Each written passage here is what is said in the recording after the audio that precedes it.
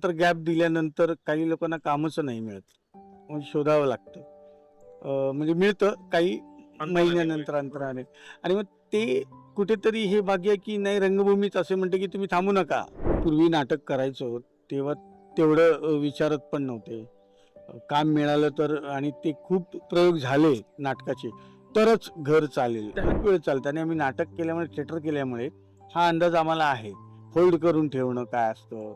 आणि त्यातून आम्ही एवढं शिकत होतो की जेवढा वेळ होल्ड करायचं आहे आपल्याला प्रेक्षकांना, आणि हे एवढं करून टी व्ही समोर आणायचं आहे त्यांना 1 तासासाठी, तर तो 1 तास जेवढा भयानक असतो ना आमच्यासाठी. अत्यंत पोकर फेसने विनोद करायचा, चेहऱ्यावर कुठलाही तशा अर्थाने अभिनिवेश न आणता विनोदाला एक वेगळी किनार द्यायची, ह्याच्यात माहिर असणारा एक खिलाडी माझ्यासोबत आहे, जो विनोदाचा हुकमी एक्का म्हटलं जातं.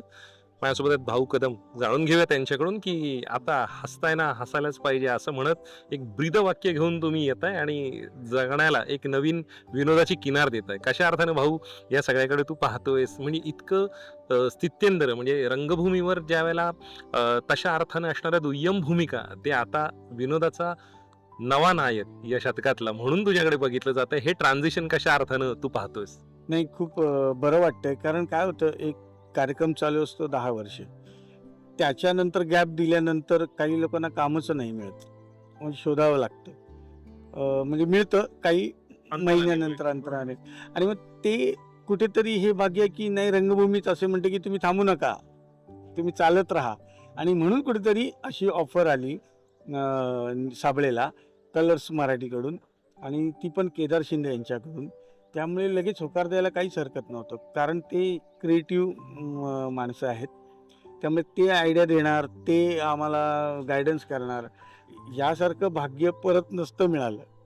ज्याचे जाणकार जाणकार लोकच आपल्या, म्हणजे एक डॉक्टर आहे आणि हे हास्याचे डॉक्टर, त्यामुळे त्या आम्ही पेशंट. पण पण तुमच्या विनोदाच्या गोळ्यांसाठी खऱ्या अर्थानं महाराष्ट्र आतुर असतो. आतून, आणि खरंच आहे, त्या गोळ्या मिळत आहेत आणि प्रेक्षक बरे होत आहेत. म्हणजे आजारी प्रेक्षक सुद्धा या कार्यक्रमाने बरे झालेले आहेत.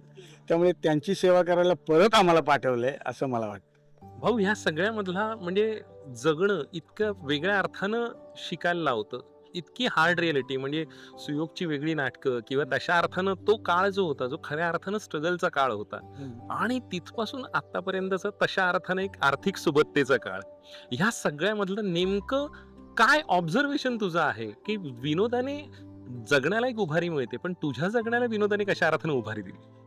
खरं तर तेव्हा तर ते म्हणजे पूर्वी नाटक करायचो तेव्हा तेवढं विचारत पण नव्हते. काम मिळालं तर आणि ते खूप प्रयोग झाले नाटकाचे तरच घर चालेल. त्यावेळेला किती नाईट होती साधारण?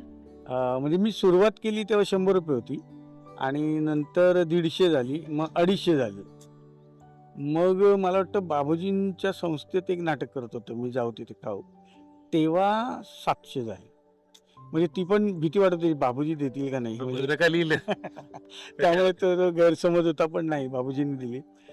त्याच्यानंतर मी नाईट बघितलीच नव्हती, की खूप अशी. आणि मग कुठेतरी 1.5-2 अशी मला वाटतं मिळायला लागली. आणि जेव्हा आजूबाजूला बघायचं तेव्हा त्यालाच माझे एवढे 1000 रुपये नाईट आहे, आणि मी आपली 500च घेतोय किंवा 400च घेतोय. म्हटलं हे का, म्हणजे हा सिनियरिटी असेल, मग तो टी व्हीत दिसायचा, मग तो दिसणारा चेहरा होता. आणि मग जेव्हा त्याला व्हॅल्यू येते की तो बाबा दिसणारा चेहरा आहे, नोन चेहरा आहे, आणि मग तो कुठेतरी जेव्हा ओळख झाली माझी, तेव्हा ते पैसे संपले आणि जे मी मागेन ते मिळायला लागले. निश्चित ह्या सगळ्यामध्ये आत्ताच्या घडीला म्हणजे विनोद हा तशा अर्थानं 30 सेकंडच्या रीलमध्ये पण होतो, आणि अशा वेळेला तुमच्यावर हे खेळवून ठेवणं, आणि तेही तास तासभर खेळवून ठेवणं, हे किती आव्हानात्मक आहे आणि कशा अर्थानं, कारण त्या कॉल टाईमला लोक येणं, म्हणजे 9 वाजताचा शो आहे तर 9 वाजता येणं हे टीव्हीचं एक मर्यादा आहे, कारण आज OTT वर कधीही आपण बघू शकतो.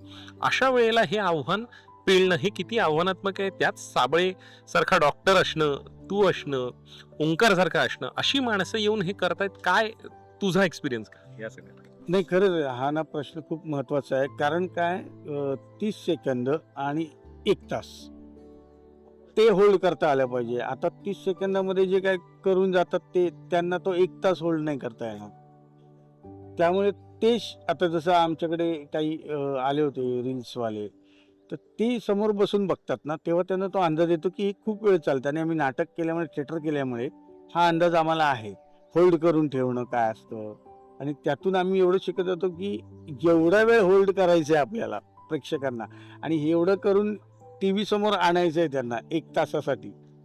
तर तो 1 तास जेवढा भयानक असतो ना आमच्यासाठी, म्हणजे साबळेचं कितीतरी कौतुक आहे आणि कितीतरी त्याला चॅलेंज घ्यावे लागतात. का तो लिहितो स्किट आणि मग ती सादर होते, मग लोकांना आम्ही सादर करून दाखवतो, आवडतो. हे खूप चॅलेंजिंग आहे आणि हे चॅलेंज असंच राहिलं पाहिजे. सतत भीती राहिली पाहिजे आणि खरंच भीती वाटते. आता आपण इंटरव्ह्यू करतोय, पण आपलं असं फक्त इंटरव्ह्यू संपल्यानंतर काय काम नाही असं नाहीये. स्किट करायचंय, त्याचं आधी पाठांतर करायचं आणि मग ते टेन्शन आता आमचं सकाळपर्यंत चालू राहणार. त्यामुळे फक्त तेवढ्यावरच होत नाही, येतं रे आम्हाला. आता काय मी काही बोललो तरी होतं, असं नाही. त्याची भीती कायम आहे आणि गुरुकुल जे आहे, जे म्हटलं केदार शिंदे, भरत जाधव सर, अलकाताई, हे गुरुकुल आहे. ही भिंत आहे आमच्या भोवती. त्यामुळे आतमध्ये आम्ही सेफ आहोत.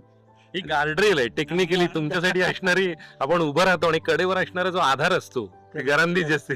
खरं असं आहे ते आणि त्याच्यामुळे तर आमचं काही चुकलं काय, बरं काय होतंय आणि अजून काय करायला पाहिजे आणि आता जे आहे ते करेक्ट आहे, याच्यावरच चाला.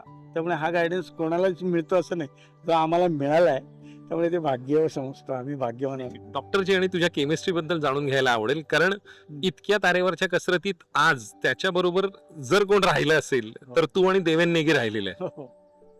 नाही खरंच डॉक्टर आणि खरंच तो प्रामाणिक आहे, तो मेहनती आहे आणि त्याला सतत दुसऱ्या दिवशीची चिंता असते की आज हसलेत उद्या हसतील का लोक, हसणार आहेत का. मग त्यांना आपण असं समजून नाही चालत की तो प्रत्येक वेळी प्रवासात जाताना पण हो कसं आहे ना, बघ आज हसले, लोकांना कामं नाही आहेत, आज आपल्याला मिळत आहे, तर आपण का नाही करायची. तेव्हा स्ट्रगल करतो तर तेव्हा कोणी विचारत नव्हतं आणि मग आता आपल्याला सुट्ट्या पाहिजेत तर आपण मजा मजाच करतोय, असं नाही चालत ना. ते काम आहे तर काम करा, बाकीचे एन्जॉय करा. आणि खरंच ते पटतंय. तेव्हा खूप मेहनत केली, धावत होतो इकडे तिकडे, तो सुद्धा मी सुद्धा, सगळे आपले मित्र पण आज आम्ही काम करत होतो 10 वर्ष म्हणून टिकलो आणि आता अजूनही पुढची काही वर्ष टिकायची आमची इच्छा आहे आणि मरेपर्यंत टिकू असं प्रत्येकाला वाटतं. आजही विंगेत ज्या वेळेला गलबला असतो आणि सगळं सुरू असतं त्यावेळेला पोटात अजून कुठेतरी एंट्री घेण्या अगोदर खड्डा पडतो, गोळा येतो. पडतो म्हणजे थर्ड बेल वाजते तेव्हा बाबा बाबा, म्हणजे असं भीती, घामच येतो. आणि त्यात महत्वाचं म्हणजे प्रेक्षक पहिल्या वाक्याला हसतील का नाही, तो laughter तो काढता येणं. पंच नाही आला की संपलं, आता काय कळत नाही काय घडतंय. पण तर त्यामुळे भीती आहे. या सगळ्यामध्ये थिएटर प्लॅन आणि थिएटर मध्ये एंटर केल्यावर नेमकं तुझी पहिली दिनचर्या काय असते, की काय नेमकं तुला किक देणार असतं तिथलं? मला हेच असतं की प्रेक्षक बुकिंग बघितलं, बुकिंग कसं अरे मस्त आहे बस, मग मजा येणार. प्रेक्षक, कारण आम्हाला गॅरंटी असते हे मजा करणार आहे, लोक हसणार आहेत. कारण नाटकात तसं आता मी जे करतो, करून गेलो गाव, ते कॉमेडीच आहे. त्यामुळे आणि ते राजेशचं त्या सगळ्यामधलं मास्टर आहेत ते. हो, खरं तर तात्या ते आहेत, सरपंच आमच्या नाटकाचे. आणि म्हणून तर ते वाजणार आहे आणि ते वाजवायचं आहे. आमची पुढचं काम, आमची जबाबदारी आहे. प्रेक्षक आले ना बस, त्यांना हसवण्याची जबाबदारी आता आमची. त्यामुळे प्रेक्षक खूप महत्वाचे आहेत माझ्यासाठी. निश्चित. आणि आता हसताना हसायलाच पाहिजे, ह्या सगळ्या गोष्टी तुझ्या आयुष्यातला या वळणावरचं हे महत्वाचा टप्पा, कशा अर्थाने तू या सगळ्याकडे पाहतो? नाही पूर्वी कसं होतं, चला हवा येऊ द्या, हवा येऊ द्या, हवा येऊ द्या असं वाटत होतं आणि हवा गेली, गगनाला भिडली.